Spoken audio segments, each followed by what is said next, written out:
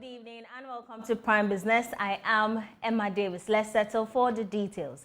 Government is being urged to focus on improving infrastructure if it is to sustain the top spot in Africa as the country with the best access to financial services.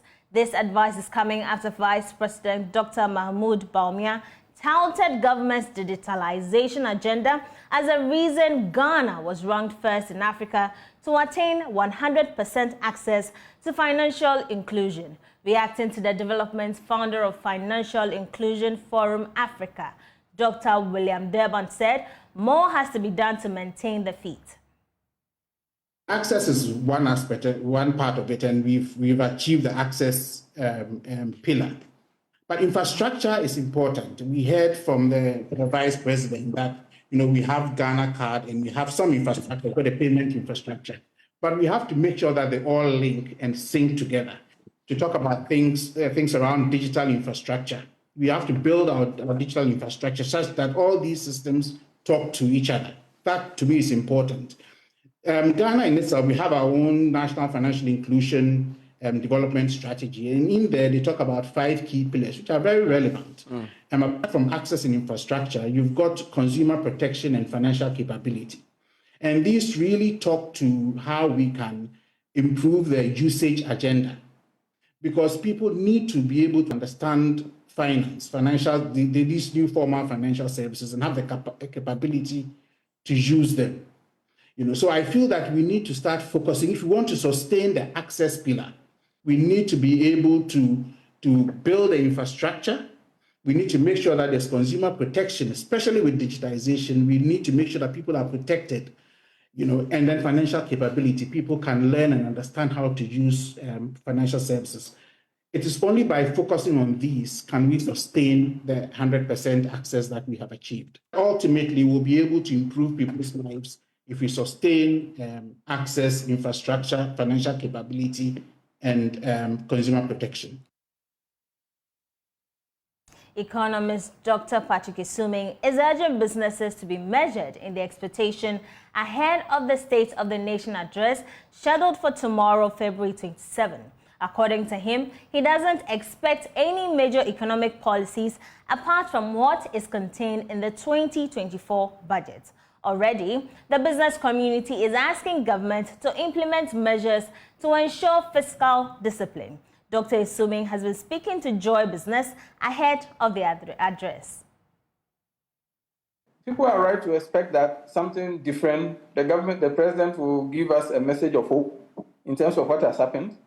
But I think we shouldn't really expect any new major economic policy changes from tomorrow, because the in his hand, we have clearly shown the direction of the policy, and it appears that the government is going to double down on the direction we want to take. And the direction is try to achieve macroeconomic stability some way by pushing a lot more burden and pain on ordinary Ghanaians and businesses. So we've seen that in spite of the complaints, there's been new taxes, and also we haven't really seen the sort of cushion that Ghanaians were expecting. So really, I don't think we will see any major policy announcements different from what we've seen in the 2024 budget. The International Monetary Fund has indicated that it is satisfied with the progress made by Ghana under the fund program. The assurance from the IMF is coming at a time that concerns have been raised about government's inability to meet key reforms such as revenue mobilization. Julie Kozak is Director of Communications at the IMF and has been speaking at a news conference in Washington, D.C. in USA. The authorities are making good progress on their comprehensive debt restructuring. The domestic debt exchange was completed last year. On January 12th, the government reached agreement in principle with its official bilateral creditors, and Ghana is also engaging with its external private creditors to seek support. Looking ahead, steadfast policy and reform implementation will be needed to fully and durably restore macroeconomic stability and debt sustainability in Ghana.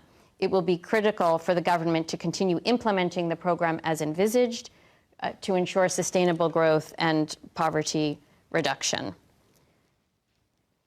With respect to some of the questions regarding other developments, I just want to emphasize that the IMF remains fully engaged and supportive of Ghana's efforts under the ongoing program and the debt restructuring negotiations. We have been in continuous dialogue with the Ghanaian authorities, including with the minister designate when he served as Minister of State for Finance. And our commitment to assisting Ghana remains steadfast, and we look forward to continuing our fruitful cooperation with the new minister. Global Chief Executive for the Association of Chartered Certified Accountants, Helen Brand, is urging Ghanaian small and medium enterprises to position themselves to take advantage of sustainability funding to support their operations. According to her, having sustainable operations come with some cost, hence the need to sustain external support where the opportunity exists. She was addressing members of the ACCA in a sustainability roundtable in Accra. This year's Sustainability Reporting Roundtable is themed Benchmarking Sustainability Reporting and Standards for Implementation.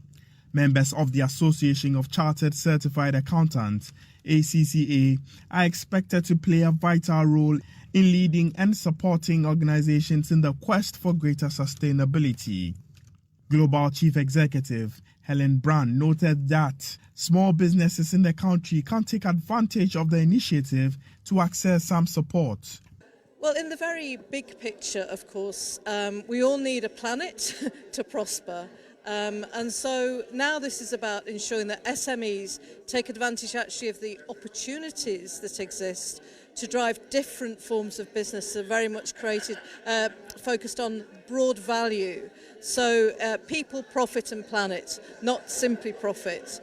And that can be done in very practical ways by SMEs, making sure that, of course, they're not having to deal with the complexities of the major multinationals or large corporations, but they are looking holistically at their business development and that they have support from bodies like ACCA in order to do that. President of the Institute of Chartered Accountants Ghana, Senadake, used the occasion to ask members to incorporate sustainable practices in their various businesses. Is it enough for us to talk about sustainability when our homes are dirty, when our food safety is an issue, when our environments do not have enough trees? Are we aware that bamboo planting should be something we should be investing in? All these things are not things that we should sit and draw plans, and it should become an attitude.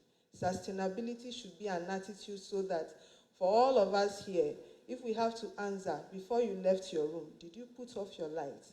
The answer should be easy for all of us because it has become an attitude. So that attitude should not be just for individuals, but for businesses that you and I are associated with, and eventually government.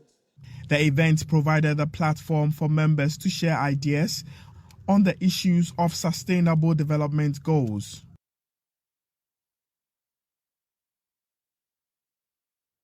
Now, the Dean of the University of Cape Coast Business School, Professor John Gatsi, says government is to blame for the increasing unemployment rate in the country and not the universities. According to him, universities played their part by taking students through rigorous training to become employable and entrepreneurs. However, the growth rate of the economy does not create a friendly environment for hiring and establishing businesses. He spoke to Joy Business at a partnership signing ceremony between PMI Ghana and UCC Business School. To the Dean of the University of Cape Coast Business School, Professor John Gatsi, institutions of higher learning must not be blamed for the unemployment rate in the country. However, he emphasizes the responsibility lies with managers of the economy to create a thriving environment for industrial growth and entrepreneurship. Our growth of the economy has been described as jobless growth. So we are recording some growth, but the growth is not responsive to the need of employment of people. And that is beyond the university. The university is only contributing to the effort of training people and getting them fit into the job market. President of the Project Management Institute, Frank Owusu-Asamoah, entreats job seekers to be deliberate about their choice of profession. The fact that there are people who are not finding employment does not mean there are no job opportunities. There are job opportunities, and I see them every day, that the employers are not getting people to fill in. We have not been. That's all for tonight on Prime Business. I am Emma Davis. For more business, do log on to myjoyonline.com. Have a good evening.